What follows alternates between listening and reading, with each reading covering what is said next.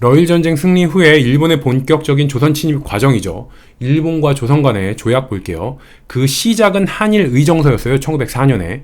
일본과 조약 체결한 첫 번째가 한일 의정서다. 이렇게 생각하시면 돼요. 의정서, 의논에서 정하다 이런 뜻이죠. 그 다음에 나오는 단계가 협약이에요. 한일 협약. 협의해서 약속한다 이런 뜻이죠.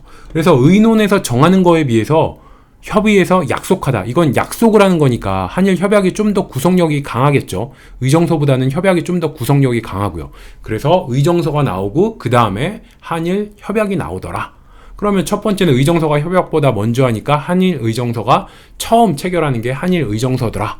이렇게 생각을 하시면 되고요.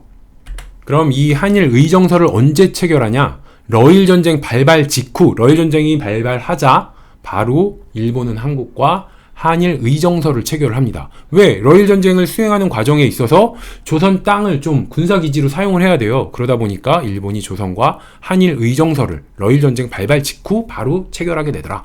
제가 두 문자 했었죠. 영영 러이협 가영 포올. 이거 보면 영영 러시아 의사협회로 가요. 포올 우리 모두를 위해서. 여기서 러의협이 러일 전쟁, 그 다음에 한일 의정서, 그 다음에 한일 협약 이렇게 되는 거예요. 한일 의정서 내용을 보면 그 첫 번째가 군사요지 수용권, 군사요지를 사용하는 거예요.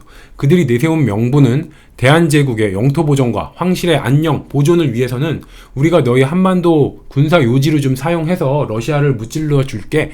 이런 내용이 되는 거예요. 암기는 이렇게 할게요. 러일전쟁 발발한 직후니까 한반도는 러시아와 일본 사이에 있죠. 그러니까 한반도에 군사의 요지, 군사요지의 사용권이 필요했던 거예요. 일본이. 그래서 한일 의정서를 체결하더라.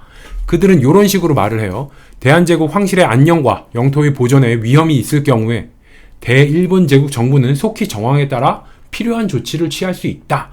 그래서 이 내용은 야 우리 일본이 너희 도와줄게. 너희 대한제국 도와줄게. 대신에 대한제국 정부는 대일본 제국의 행동을 용이하게 하기 위하여 충분한 편의를 제공해야 된다. 야 우리가 너희 도와줄게. 대신에 대한제국 너희 조선 정부는 우리에게 충분한 편의를 제공해라. 이게 바로 야 너희 우리가 러시아랑 전쟁할 때 너희 땅 마음대로 사용할 수 있게 해줘. 이게 바로 군사요지 수용권이죠. 그래서 한일의정서의 첫 번째는 군사요지 수용권이고요. 한일의정서 또 내용에는 충고 정치가 있어요. 이거는 시정 개선에 관한 일본의 충고를 받아들일 것 이 내용인데 자 일본의 한반도 침략 첫 번째가 충고 정치다 이렇게 생각하시면 돼요. 한일 간의 조약 체결 첫 번째가 한일 의정서였죠. 그 한일 의정서에 충고 정치가 있는 거예요. 그래서 한반도 침략 첫 번째 정치가 바로 충고 정치다. 그래서 일본이 조선에 대해서 처음 간섭을 할 때는 시작은 어드바이스, 충고로 시작을 하면서 점점 강도가 세집니다. 그리고 한일 의정서에는 이런 내용이 있어요. 조약 체결 시 사전 승인을 받을 것. 이게 바로 외교권의 제한을 가는 거예요. 제한을 가하는 거예요. 일본의 동의 없이 제3국과 체결이 불가능하다. 왜 그랬냐? 대한제국이 아간파천 이후에 좀 러시아에 기울어서 막 이권 같은 조약 이런 거 그냥 막 체결을 했잖아요. 그러다 보니까 일본이 안 돼, 너희들 이러면서 외교권의 제한을 가한 게 바로 한일 의정서다. 그러니까 조심해야 되는 게 을사조약은 뭐죠? 아예 우리나라의 외교권을 박탈해 가버린 거죠.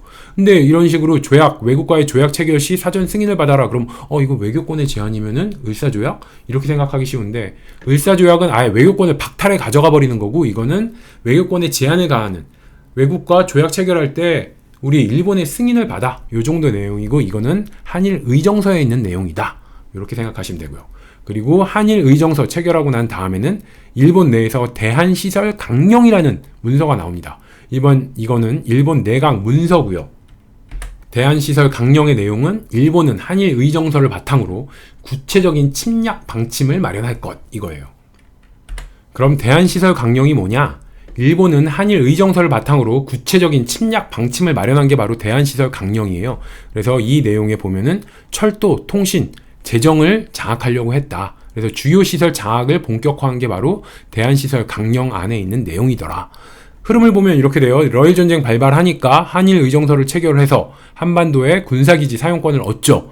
그리고 일본은 이 군사기지에서 더 나아가서 대한시설, 그러니까 여기서 시설은 그냥 인프라라고 생각하세요. 대한은 대한제국의 시설, 철도나 통신, 재정 이런 인프라를 강제로 점령하려고 했다. 이런 식으로 생각을 하셔서 대한시설 강령을 그냥 대한제국의 시설들, 인프라들, 철도나 뭐 통신이나 이런 대한시설들을 대한제국의 시설들을 강제로 점령하려고 했다. 원래 강령은 그런 뜻은 아닌데 그냥 대한시설 강령을 대한제국의 시설들을 강제로 점령하려고 한 일본 내각 문서가 대한시설 강령이다. 이렇게 생각하시면 돼요. 자, 한일 의정서 내용 정리하면 첫 번째로 군사기지 사용권이 있었죠. 한반도에 군사기지 사용권이 있었고 한일 의정서가 첫 번째 조약이었고 그 첫 번째 조약 처음에 정치를 시작한 게 충고 정치였어요. 어드바이스로 가볍게 시작을 했다. 충고 정치의 내용이 있고요. 그리고 조약 체결 시 일본의 사전 승인을 받아라. 외교권에 제한을 가한 것도 한일 의정서에 있는 내용이고요. 그리고 한일 의정서를 체결한 다음에는 군사기지 사용에서 좀 더 나아가서 한반도 대한제국의 시설, 철도, 통신, 재정 이런 것도 강제로 중요한 시설들을 장악하려고 했던 게 바로 대한시설 강령이라는 일본 내각 문서다. 이렇게 생각을 하시면 되고 대한시설 강령은 조선 침략을 좀 더 구체적으로 조선 침략의 구체적인 방침을 마련했다. 이렇게 생각하시면 돼요. 한일 의정서 다음에 나오는 게 제1차 한일 협약이에요. 1차 한일 협약에서는 고문 정치를 시행을 합니다. 앞선 의정서에선 충고 정치였잖아요. 처음엔 어드바이스로 가볍게 시작을 하다가 충고 정치에서 한일 협약으로 되면은 한 발 더 나가서 고문 정치가 돼요. 그러면서 재정과 외교 분야에서 고문을 파견을 하는 고문 정치를 시행하더라. 충고 정치 다음에 고문 정치다 외우기 위해서는 충고죠. 고가 두 번째 글자에 있죠. 이 두 번째 글자에 있는 거를 앞으로 빼서 고문 정치가 되더라. 충고 정치에서 고문 정치가 되더라. 그래서 이런 거죠. 내용은 처음에는 그냥 충고로 어드바이스 정도 해줬는데 안 들어? 내가 충고를 했는데 너희 조선이 안 들어?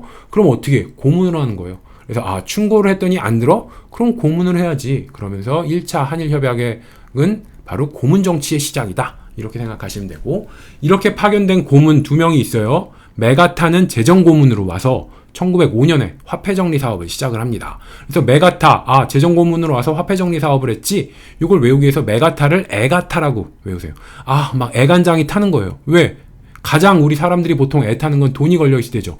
근데 화폐정리 사업을 하면서 우리 조선 사람들이 엄청나게 손해를 봤죠. 왜? 신권은 일본인들이 다 가지고 있고 잘 못 쓰는 나중에 돈으로 바꿔주지도 않는 국권 같은 거 조선인들이 막 가지고 있다가 엄청난 손해를 본 게 화폐정리 사업이잖아요. 그래서 화폐정리 사업을 한 사람이 누구야? 바로 조선인들을 애가 타게 만든 메가타다. 그래서 이 고문 정치 때 메가타가 재정고문으로 와서 1905년에 화폐정리 사업을 하더라. 이 정도 외우시고 또 외교 고문으로 온 사람은 스티븐슨이에요.